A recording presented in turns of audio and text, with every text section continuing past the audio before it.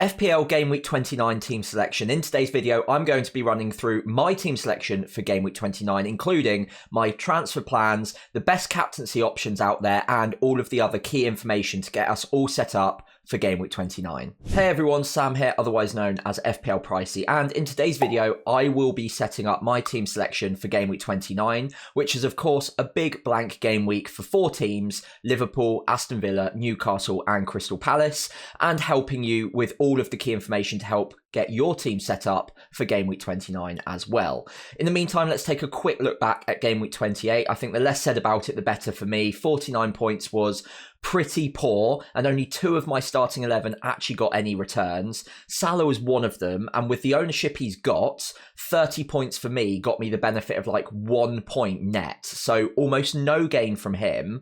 And then Cliver was the only other returner, and all he got was an assist, so a really poor game week. I didn't think I was that badly set up on paper, but 9 blankers, including Robinson, who got a 0-pointer, and 2 points pretty much across the board, barring Palmer, who missed a penalty and got 1 point. So very disappointing across the board for me. No standout performers whatsoever other than Salah, who's now broken his own FPL record with a number of game weeks to go as well. The 400 point club is definitely on the cards for him.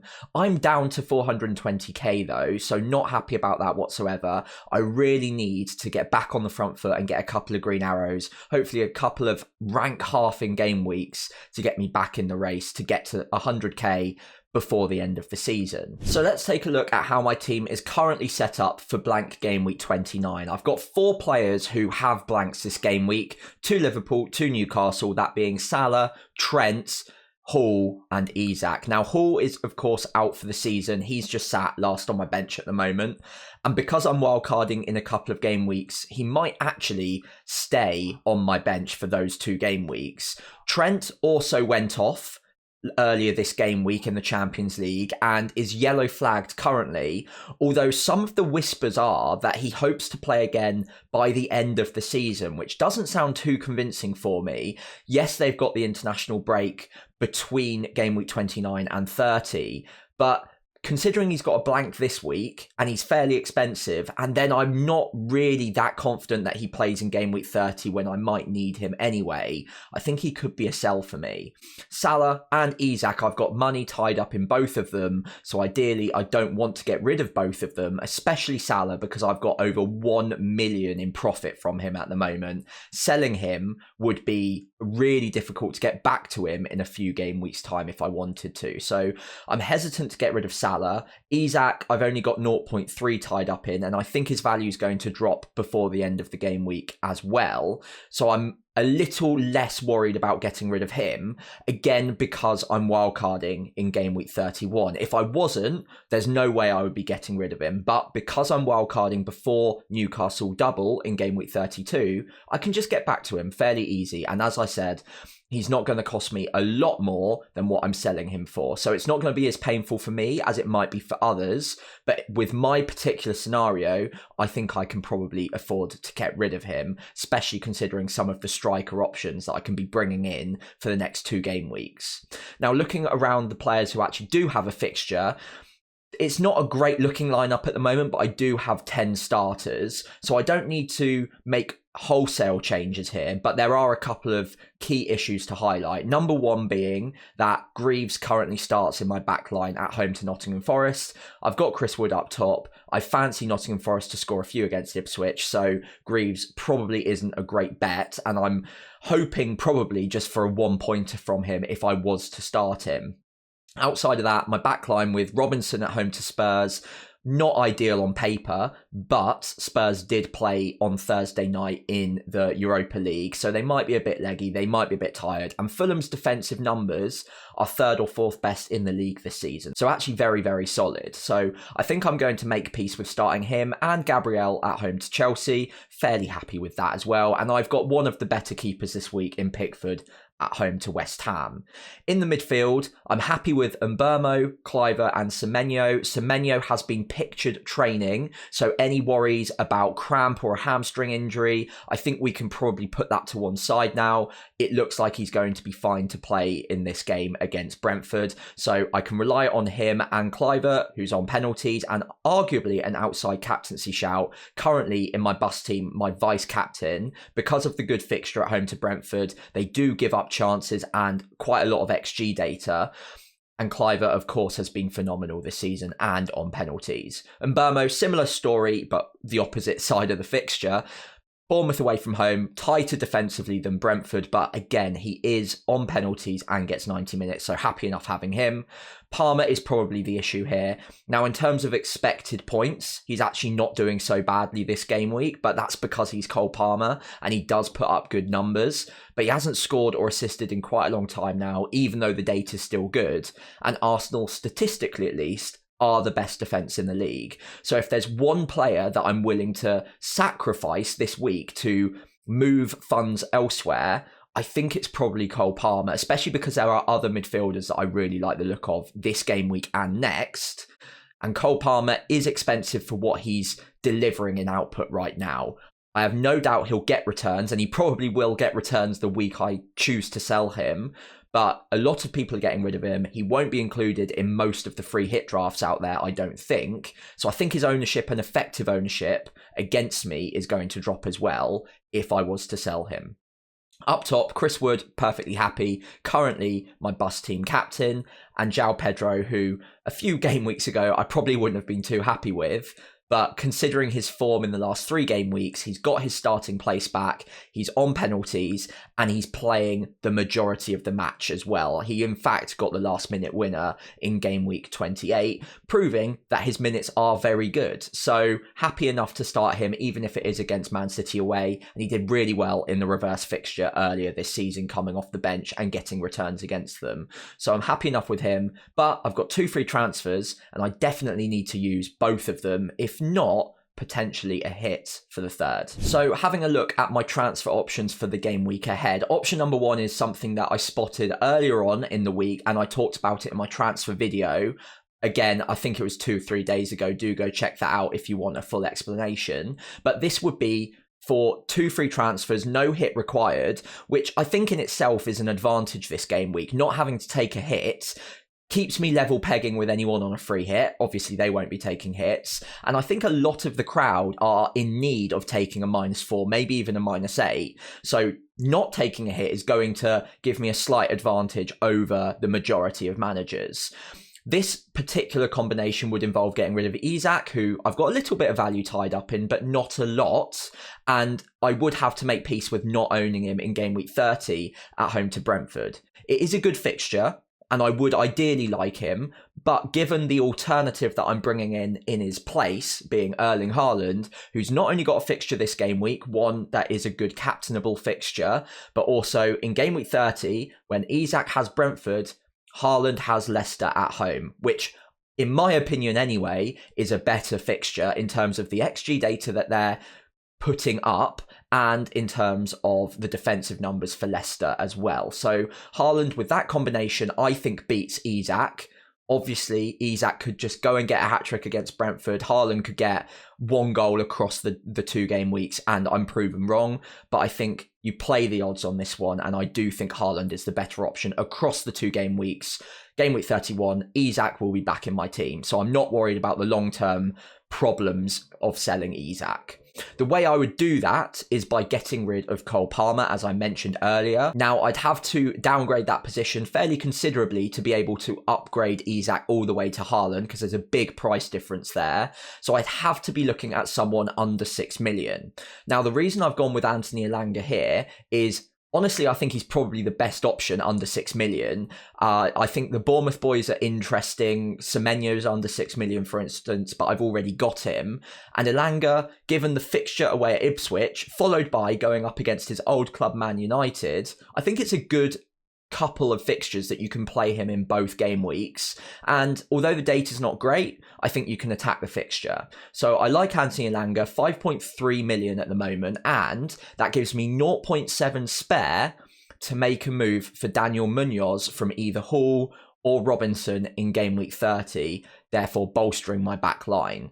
Now, the problem with this option now is because we've got the Trent injury, it might mean that in game week 30, if I only make these two moves this week, I still need to take a hit to sort out the Trent issue if he is still an issue at that point. I might be able to bring in Daniel Munoz for Hall or for Robinson, but if Trent's also out, then I need to find a third defender that I'm happy to play, and Robinson will have Arsenal that game week. Greaves is almost never playable. I think he's got Bournemouth the following game week. And then also Hall is out for the season. So I might find myself with one free transfer and two defensive moves to make next week anyway. So whilst I like this as a double swap for no hits, I think I might still need to take the hit, but just 1 week later. So I'm tempted now to maybe bring the hit forward a game week and deal with the Trent issue straight away, and also give me the benefit of a slightly better midfielder coming in for Cole Palmer. Now, this is the combination on screen that I've come up with in the last 24, 48 hours or so since my last video. And that would still involve getting rid of Isak and Palmer. This time, Haaland still comes in, but because I'm downgrading Trent and saving money in that third position for a hit, so that is worth noting, but I'm saving an extra 3 million in that third transfer, and it means that I can spend that 3 million on the midfielder. So Bruno Fernandes, we haven't talked about in this video, but I'm recording Friday morning because I wanted to see him and Man United in action on Thursday night, see whether it was a tough encounter, he could have got injured, all of that. But what happened was he scored a hat-trick. Now, that's going to obviously raise Fernandez's ownership, and the amount of people flocking to him is going to increase exponentially in the next 24 hours. But I do still think he is a great option this game week. I talked about him as one of the transfer options earlier this week. Regardless of the hat-trick, he's been in good form recently. The data is good, over 0.5 XGI per 90, much better than Elanga's, who was the alternative for me. He's on penalties, he gets 90 minutes every single game week, and against Leicester, he had a great time out earlier on this season against them. Again, their defensive data is shocking. So Fernandes, with all of that going for him, penalties, 90 minutes, set pieces, and finally now Man United might be starting to turn a corner. Like, again, that's fairly speculative and they could prove me wrong, but they've looked a little bit better as of late, and Fernandes has been leading that charge. The next two game weeks are Leicester away from home, then Nottingham Forest in game week 30. Now, Elanga is also a good option, but I do think it is an upgrade to be considering Bruno instead of him. So for a hit to deal with the Trent issue, and I do think it will be an issue in game week 30, I've got a gut feeling that he might be out for a little while, just the way that people are reporting it as hopefully back this season says to me that he's going to be an issue for longer than maybe we would like to think. So I'd be sorting out that issue now, and I'd be bringing in a Nottingham Forest defender in his place. Now, unfortunately, whilst I do technically have the money to go for a Milenkovic, who I do really like, I don't have the money to do that move this week, but then also upgrade Hall or Robinson to Daniel Munoz next game week. So I would also have to probably take another hit next game week anyway. So to remove the need of doing that, I'm now looking at Williams, whose minutes recently have actually been very good. He got 90 minutes in the last two game weeks against Arsenal and Man City. So I think he's undoubtedly in their best 11 right now. His attacking data is not as bad as I thought it was either. 0.09 XG per 90 as part of a 0.13 in combination with the creative threat. So he does have a bit of goal threat. He's getting good minutes, and he's been in relatively good form recently as well. At just 4.4 million, it saves me that money. So I've got the money next game week to get in Daniel Munoz for Robinson or for Lewis Hall, without having to take a hit to do so. So this is now what I'm looking at, a -4 to bring in Haaland, Fernandes and Williams in place of two players who don't have a fixture anyway, Isak and Trent, and Palmer, who is away at Arsenal. Now, again, Isak's the one that I don't love selling ahead of game week 30, and I'd be losing a little bit of value, but considering, again, I'm wildcarding in game week 31, I think 1 week without him at home to Brentford, when I've got Haaland going up against Leicester that week, is probably something that I can get on board with. So those are my two options. At the moment, I'm leaning towards option 2. But before we have a look at my final team selection, we do need to talk about captaincy. So for me, there are 4 leading captaincy options this game week. Those being Haaland at home to Brighton, Wood away at Ipswich, Fernandes away at Leicester, and Cliver at home to Brentford. Now, all 4 of these are on penalties, so we don't have that as a separating factor, unfortunately. And each of them have their own unique benefits, I would say. Now, Haaland, I think, comes out top of the pile and will probably be my captaincy option this game week personally. Brighton at home isn't an easy fixture. Brighton themselves have been in good form recently and have tightened up at the back, but Haaland's data is the best out of these 4. 0.81 XGI per 90 is still very solid, and despite the fact that maybe he's not been as good or as prolific as we would have hoped for this season, he's still got 20 league goals and the most returns out of any of these 4 options.